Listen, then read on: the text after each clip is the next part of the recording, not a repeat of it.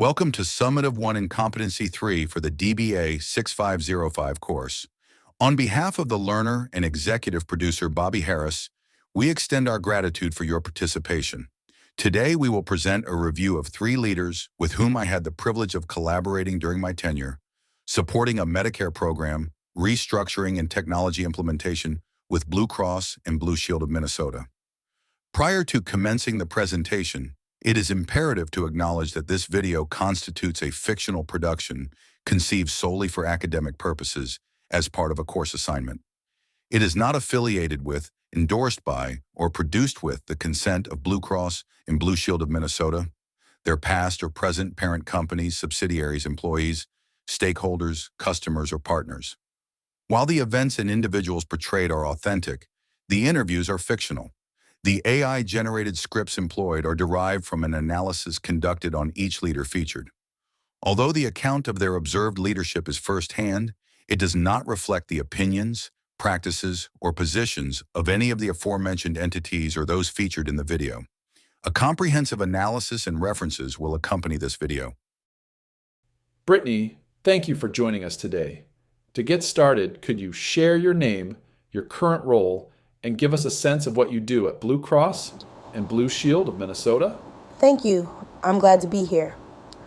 My name is Brittany, and I serve as a senior project manager with the regulatory and compliance team at Blue Cross and Blue Shield of Minnesota. My primary responsibility is to manage large-scale projects that ensure our compliance with state and federal regulations, particularly related to claims and account data management. In this role, I coordinate cross-functional teams, serve as the point of contact for executives and vendors, and make sure requirements flow smoothly from initial planning through implementation. My leadership style is best described as behavioral and transactional. That means I emphasize structure, process, and accountability. I believe in making sure tasks are clearly defined and completed correctly, which is especially important in compliance-heavy work. That's a big responsibility. Could you give us an example of a recent initiative you've been leading and what it involved? Absolutely. One of the most significant initiatives I've led is what we call the Medicare Encounter Data Reporting Project. This project required us to develop and deliver mandated reports that meet Medicare's stringent regulatory guidelines. I was responsible for ensuring that the requirements established by our team and our stakeholders were properly documented, validated, and communicated downstream to teams like Mantis Group and IT. I was also required to work closely with external vendors to oversee the delivery of their deliverables. The initiative was complex, with multiple dependencies that had to line up just right for us to meet deadlines. My role was really about keeping everyone aligned and ensuring we didn't miss any critical compliance milestones. Compliance initiatives like that come with a lot of responsibility. How did ethics play into your leadership during the project? Ethics played a huge role. At first, I'll admit there was a steep learning curve. Medicare rules vary depending on jurisdiction, and since I didn't come from a technical background, I had to quickly build my knowledge base. There was potential risk for making uninformed decisions, but that was early on. That could have seriously compromised our ability to be compliant and have serious consequences for Blue Cross. For me, being an ethical leader meant acknowledging what I didn't know, asking the right questions, and collaborating with subject matter experts. It meant making sure that every decision I made was grounded in the rules and regulations that govern our work. And over time, I developed a strong sense of ethical responsibility and confidence that allowed me to lead with confidence. Looking back on the project, how would you analyze your leadership and your performance? Now, I believe I was successful in helping the organization achieve its compliance goals. My transactional approach, focusing on clear expectations, structure, and follow-through, made it possible to track and deliver on complex requirements. At the same time, I learned the importance of growing my technical and ethical knowledge base so that I could lead effectively in a highly regulated environment.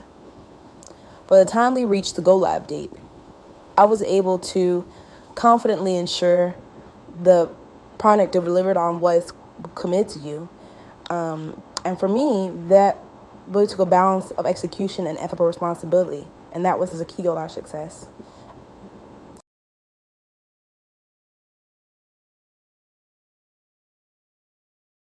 Leader 2, Nancy, IT Implementation Manager. Nancy, thank you for joining us. Could you start by telling us who you are, what role you play at Blue Cross and Blue Shield of Minnesota, and how you would describe your leadership style? Sure. Thank you for having me. My name is Nancy, and I'm an IT implementation manager at our private delivery team. My role is all about making sure technology initiatives are successfully integrated into our larger system. This includes things like developing APIs, validating workflows, and ensuring quality control on technology deliverables. My leadership style is situational and adaptive. What that means is I don't lead with a one-size-fits-all approach. Instead, I adjust my style depending on the needs of the team and the demands of the project. Sometimes I'm hands-off and supportive, and others I step in with directive leadership if the situation calls for it. Can you give us an example of an initiative you've worked on where that adaptive style came into play? Yes, recently I led the Claims System Modernization Initiative. This was a major project to update and modernize our legacy claims processing system by introducing new APIs and improving how data flows through the system. The initiative was complex because my team received requirements from Brittany's group, and we had to implement those into working technology. As we got closer to deployment, my adaptive leadership really came into play. There were times where I led the teams drive solutions independently, and others when I had to jump in and make quick calls and direct traffic to make sure we stayed on track. Flexibility was critical because no 2 days on this project were the same. With so many moving parts, ethics must have played a significant role. How did you approach ethics in your leadership? Ethics is at the center of my leadership. Technology doesn't exist in a vacuum. The systems we implement directly impact patients, providers, and our abilities to deliver care. That makes ethical leadership non-negotiable. For me, that means making sure documentation is thorough, get risks reported honestly, and that we don't cut corners even under pressure. My adaptive style also connects to ethics because it ensures that I respond to challenges without compromising on quality. I emphasize ethical knowledge and ethical skills by holding my team accountable to high standards and by modeling those same values myself. When you reflect on your performance in this initiative, how do you evaluate yourself as a leader? I believe our performance demonstrated the strength of situational leadership in high-change environments. There were challenges. For example, not every requirement change from upstream was communicated as quickly as I would like to have seen. But because I adapted my leadership style, my team was able to respond effectively, and we avoided delays that could have impacted deployment. To me, success is measured not just by when the system goes live, but whether it meets the ethical and quality standards that we've set forward. On both counts, I feel we delivered strong results.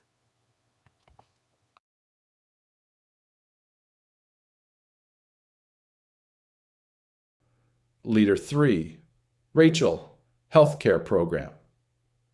Director, Rachel, we're glad to have you here. Could you introduce yourself and tell us about your role at Blue Cross and Blue Shield of Minnesota and how you approach leadership? Thank you. I'm happy to be here. My name is Rachel, and I serve as a director with a me internal management team. In my role, I act as a primary stakeholder on initiatives involving Medicare and Canada data. I'm responsible for setting requirements and establishing compliance with state and federal mandates. I also work very closely with both internal teams and external vendors.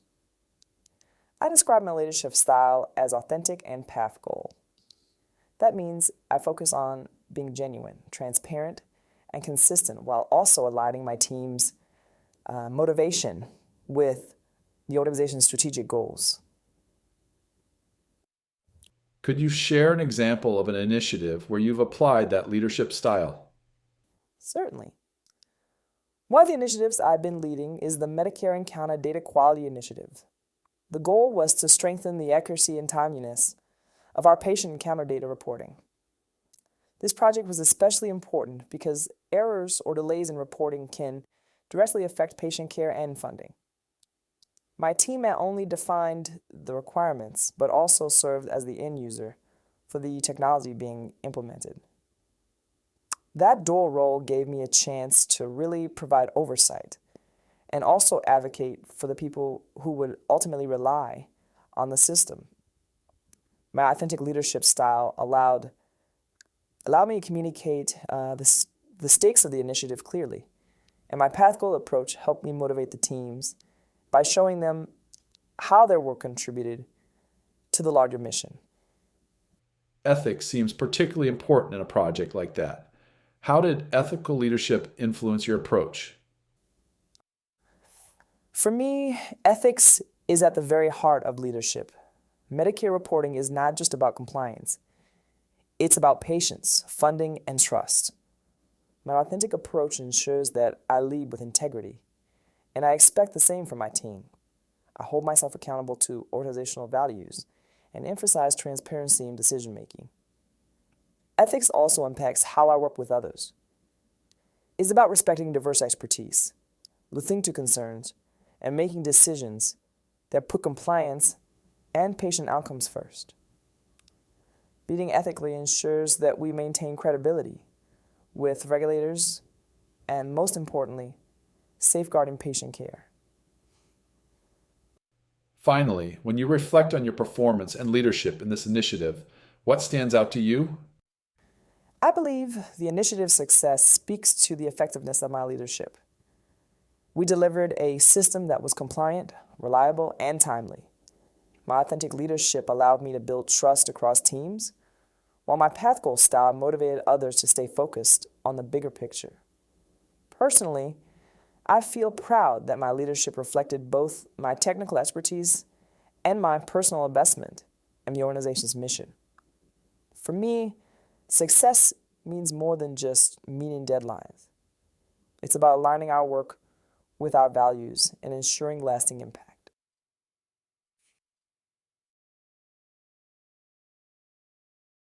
In this analysis, we observe the evolution of leadership styles across different phases of an implementation. Rachel exemplifies authentic and path goal leadership, effectively aligning initiative with anticipated outcomes by maintaining clear communication with each team. As discussed by Northouse and Zalesnik, authentic leadership fosters credibility under uncertainty, strengthens ethical decision-making, and builds patient community trust. This approach was particularly advantageous in the ambiguous nature of project work.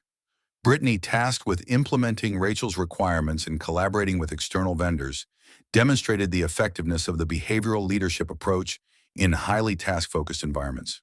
Her ability to manage relationships while ensuring task completion highlights the synergy between behavioral and transactional leadership styles. Nancy, as a downstream delivery leader, leveraged a highly adaptive approach supported by a situational leadership style. This combination enabled her and her team to respond effectively to changes in requirements and resource availability. As Northouse emphasizes, the ability to adapt while maintaining the expected outcome and organizational need is a cornerstone of both adaptive and situational leadership. Overall, each leader demonstrated a perfect fit for their roles, employing the appropriate approaches and styles during this initiative. Thank you for your time. Live long and lead well.